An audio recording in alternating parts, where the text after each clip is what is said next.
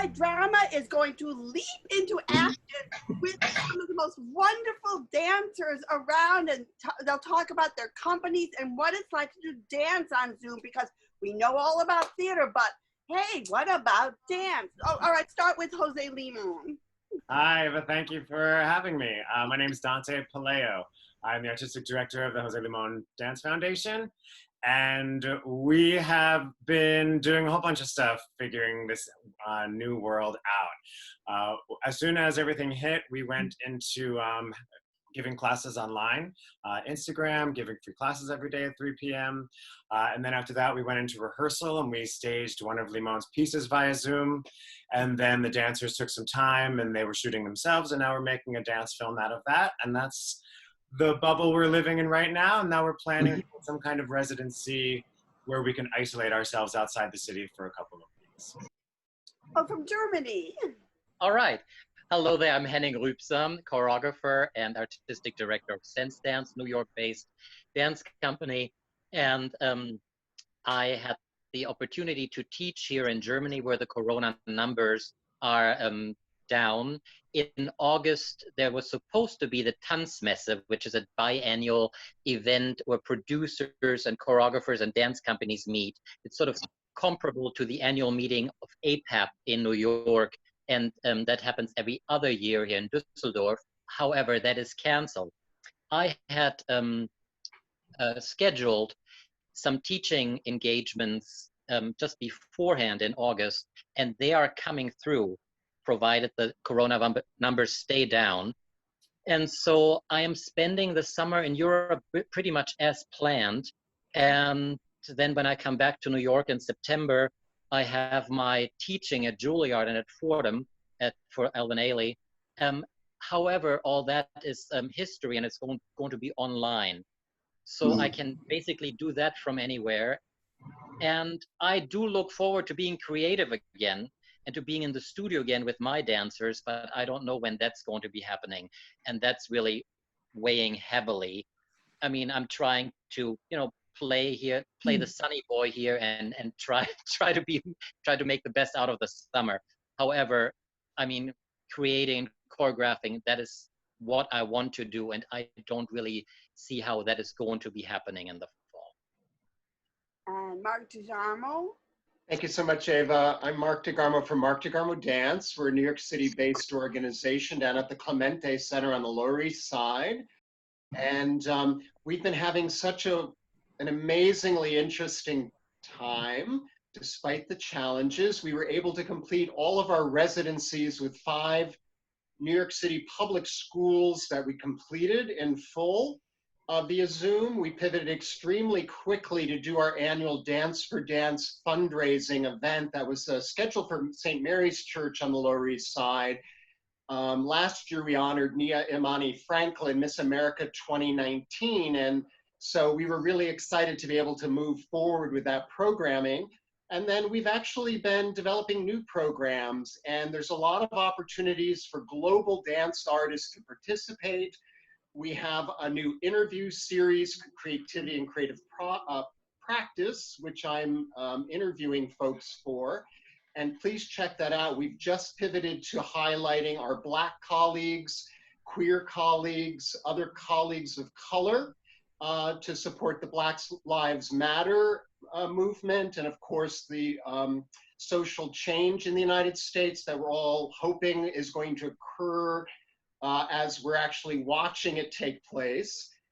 There's also, we're planning a fall dance festival. We're going to have a week from Mexican artists highlighting Afro-Mexican and indigenous artists from Mexico. And I know I'm missing a couple of other, oh yes, our salon performance series. We pivoted, did 3 salons virtually. We still have applications open, so go to our website, markdegarmodance.org. Thank you so much, all my colleagues. Thank you for being here and supporting all of our efforts. It's so good to see you all, and I know we're going to be a real force for positive change. Enrique? Hi, guys. My name is Enrique. I'm the artistic director of the Alpha Omega Theatrical Dance Company, based also in New York City, on the Lower East Side. Like all of y'all, we're doing the same thing, basically teaching a lot of classes on Zoom, but we're teaching them from the studio, allowing that same feeling for the teacher to come to the studio, set up the system, and then teach his classes online. We started a solo suite series in which we give the artist the space, the lighting tech, the whole shebang, and we let them create their work. On a day that it's ready to be recorded, we record it and then we post it. And just this past Saturday, yesterday, we did our first outdoor solo suite presentation with a small audience of 25. And it was pretty successful. Everybody is in that mode of wanting to do something. We have an outdoor space that allow us to do something very minor for a very small invited audience, but it allows the artists also to connect with people. And so we set up a stage back there. We started the solo series again. We gave them the space both for actors, singers, and dance makers. And we put this 1 hour presentation and it turned out to be pretty decently wonderful. We have another one today, and we're going to try to do as many of them as we can all the way to the second week of November. Hey, and Alessandra? Hi, thank you for having me. I'm Alessandra Corona. I'm the artistic director of Alessandra Corona Performing Works. Yes, I have this last name, which is it used to be a very good last name, and it is still, but very famous right now. Anyway, it happened so quick, right, to all of us, and I was a little bit in shock, and it took me about maybe a month to process it and to understand how to move forward. The beginning was not easy, but luckily I work with a very high professional dancers, and I start giving them online ballet classes to keep them engaged. And so we start doing that, and at least we are in shape. To answer your question about the small spaces, it's okay. Dancers can adapt to small spaces. In fact, in some point, they are very creative, this dancer. We all make an online video how we can dance at home in a small place, very constrict.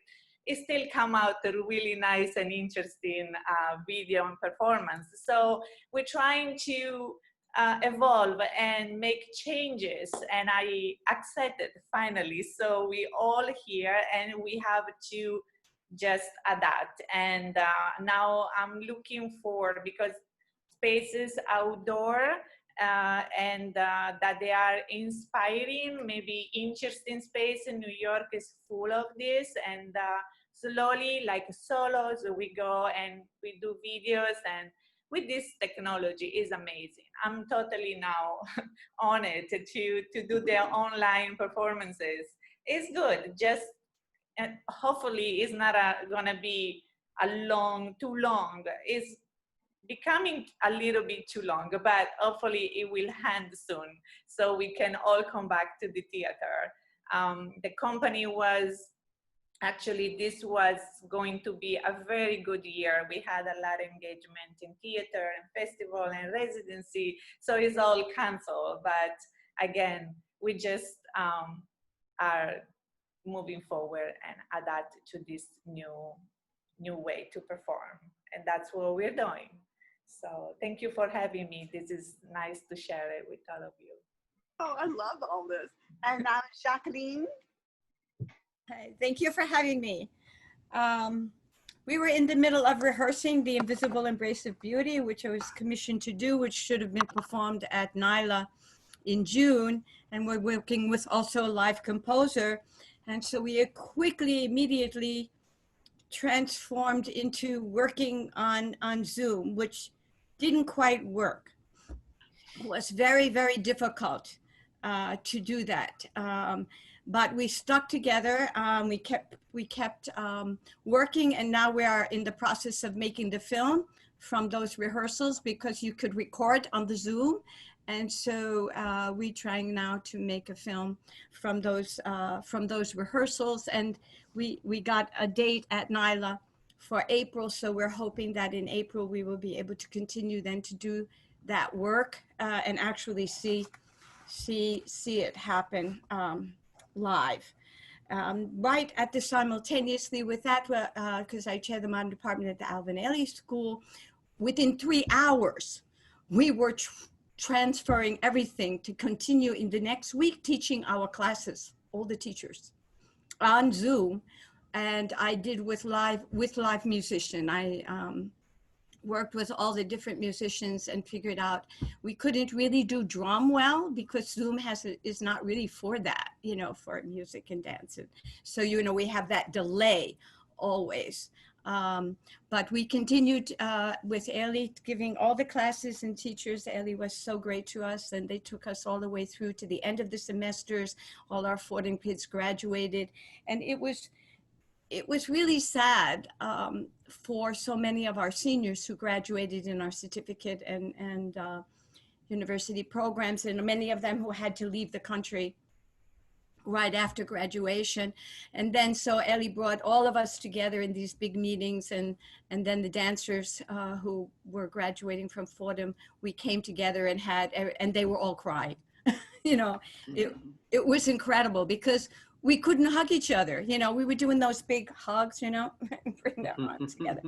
And so, my heart is really goes out to so many of these young people. So we also just now did this program for the first time with the Table of Silence variation meditations with 1.1 million kids in New York City had no place from the public schools and no funding. So for free, we did these classes with Summer in the City, Time In and High Art was the organization.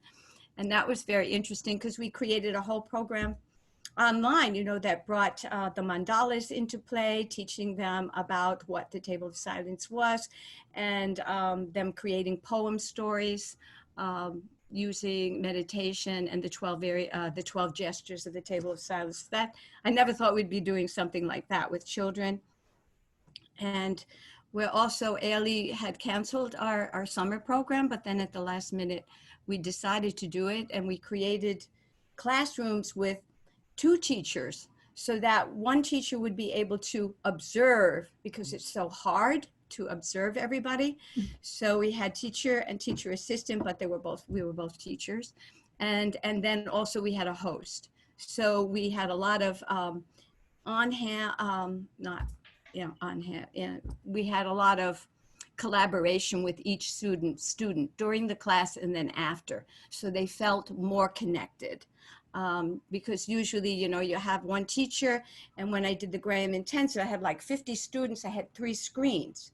To go from one screen to the other was very, very difficult in teaching the intensive.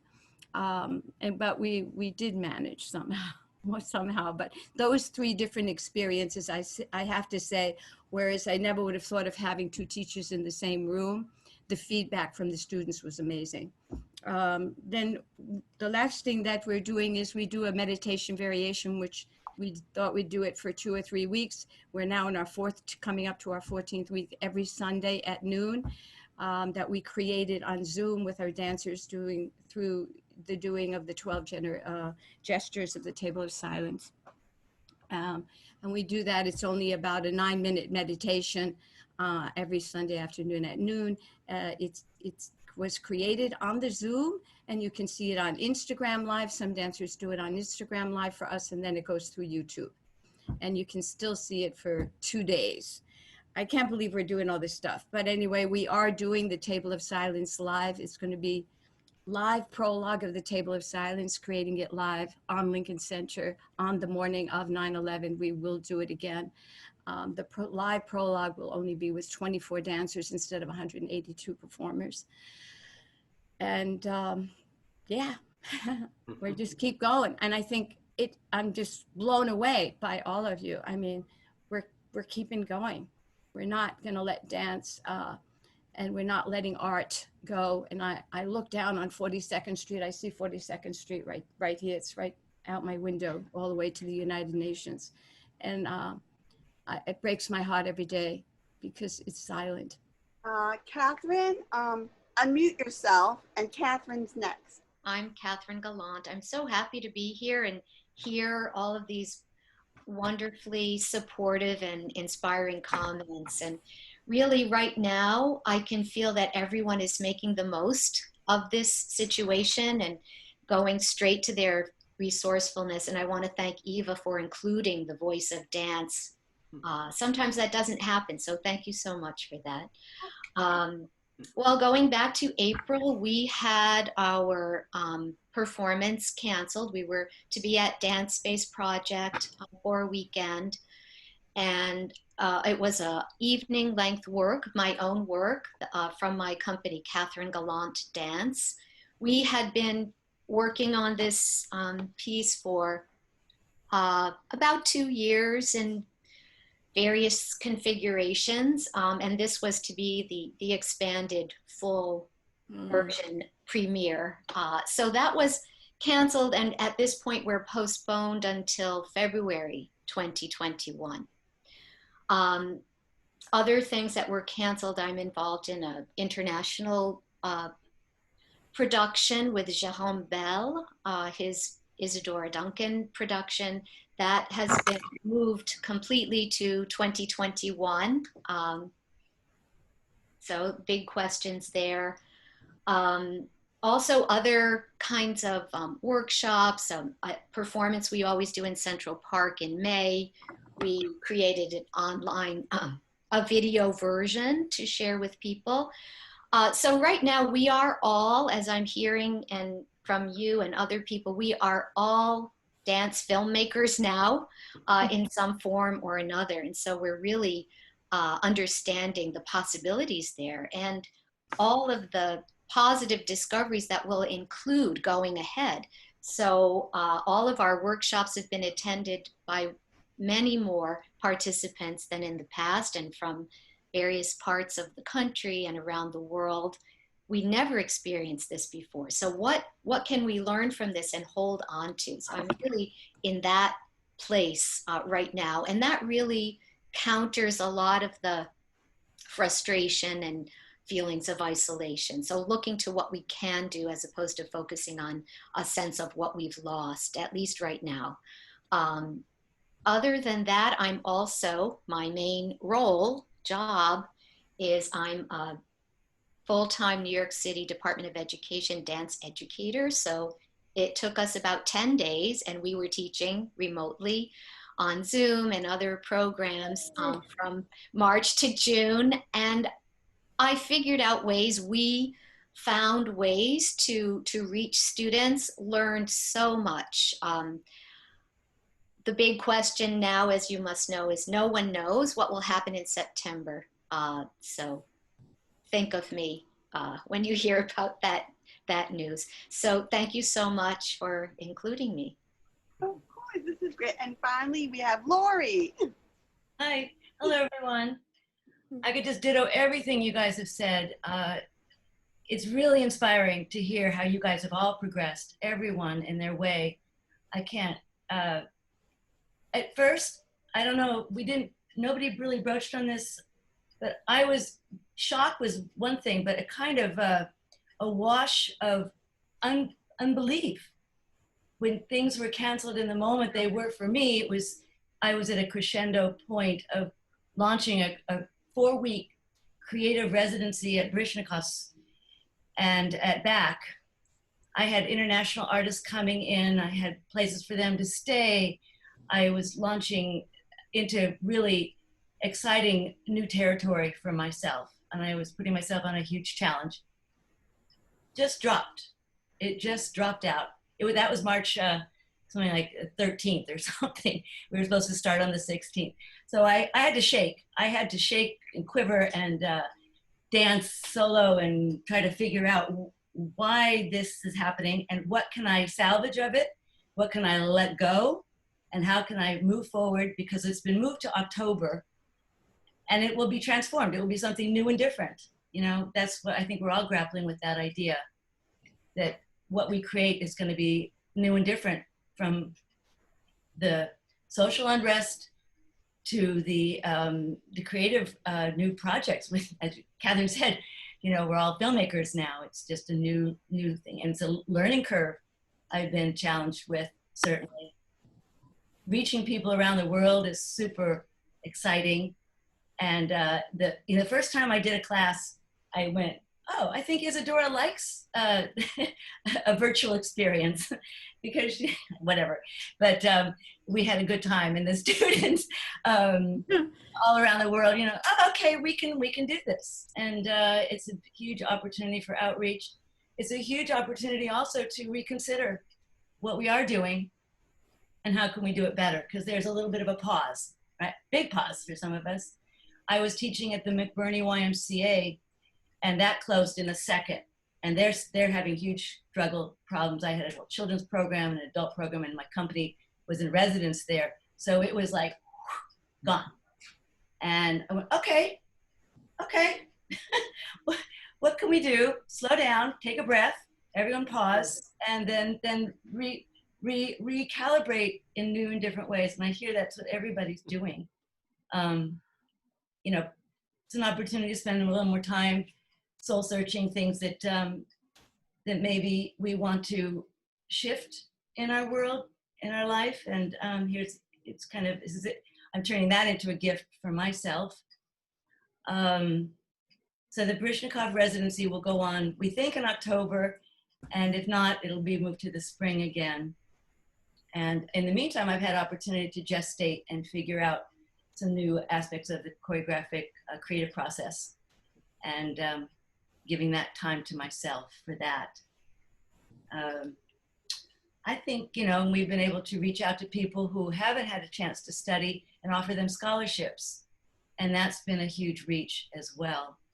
So it took me a while to get up and running, but I'm pretty much here now. And I thank you, Eva, for inviting me, and for all of us to have a chance to talk, and so many colleagues. It's really wonderful to see you. Oh, this is actually making me really smile, because the thing I've gotten from all of you is resiliency, and you're all teaching young people. So it's like from the start of Isadora Duncan all the way down, it's like, you know, we're getting 4th and 5th generation dancers, and you're inspiring, and there's still dance, and I just find it wonderful. Thank you. Okay. Thank you very much. Is there anything else anybody else wants to say? Yes, there is something I want to say. And this is, I mean, having colleagues here, you know, who are representing Isadora Duncan and all these wonderful pioneers of dance that took the space and used dance to explore space. What I'm afraid of is that by creating dances for the camera on low budget, you know, where we're putting on a little camera in the front of the room, and we're performing or teaching towards that camera, that we're limiting our sense of space. And so my plea, not just to the colleagues here, but to the colleagues all around the world, is embrace the space and don't limit yourself to the camera. All right, thank you. Bye, everybody. Okay, guys. Thank you. Bye-bye. Bye, everyone. Bye. Bye. Well, that was the most exciting show I think High Drama's ever had. So you see, there's not just theater going on, but there's dance too. So things are not as bleak as you think. And next show, which is August 15th, we're going to have an old friend come back, Craig Carlson, who originally wrote a book called Pancakes in Paris. He opened up a restaurant in Paris called American Breakfast. And, you know, what does French know about American breakfast? And now he has a new book called Let Them Eat Cake, Pancakes. So he's going to be our guest at our next show. And in the meantime, enjoy yourself and go out dancing. The gentleman was saying that you should not limit yourself as a dancer just to the camera, to the limited space. I mean, out of necessity, they have to do that now. It reminded me of like Maria Irene Fornes, one of the greatest playwrights. She's deceased now. She decided to do a project called The Box Plays, in which she deliberately wanted a very small space. Reminds me of the Zoom. You are like in a box, you know, literally, and that's where you act. And it was just, you restrict yourself that way, but it was not restricted. I was in one of our box plays. It was the most amazing experience. Like, you really learned how you can really express yourself and forget about the space. At TNC, it was public theater, at the Intar Theater, and there were different vignettes, and I was in one of them, and it was the most enjoyable. I learned a lot as an actress, you know? I just didn't have to do all that, you know? Like flailing my arms and everything. And I was very restricted, but with the language was very expressive. Oh, and we have less than a minute. And in honor of Zizi Marie just died, and I've got her right here. Zizi Jean Marie, she was this incredible dancer. Anyway, she just died recently, so I thought, you know, I'm sorry. In honor of the dancers, I'll dedicate the show to Zizi Jean Marie. Hey everybody, this is Jay Michaels, and this is Indie at 60. Go to jaymichaelsarts.com, JayMichaelsArts.com for the latest info on the following. Face-to-Face Films presentation of The Hours. Yellow Bicycle Collective production of Ashes, Ashes, a new film play hybrid. Fundraising for the new play One Empire Under God. Ripple Effect Artists and Jessica Jennings International Dance Event, Pink Arts Piece production of Women of Manhattan, Jan Ewing's The Nursery Rhymes, premiering late August, Refracted Theater's The Swell, now running online, Terror TV's Short Film Festival with prizes that include a distribution contract, Tony Anthony's In Memoriams, which is selling like hotcakes on Amazon, Justice, Soldier of God, a new TV show featuring a hip-hop superhero, and that is currently in post-production, and the trailer is already circulating. Thank you, ladies and gentlemen. See you in 14, the new CP.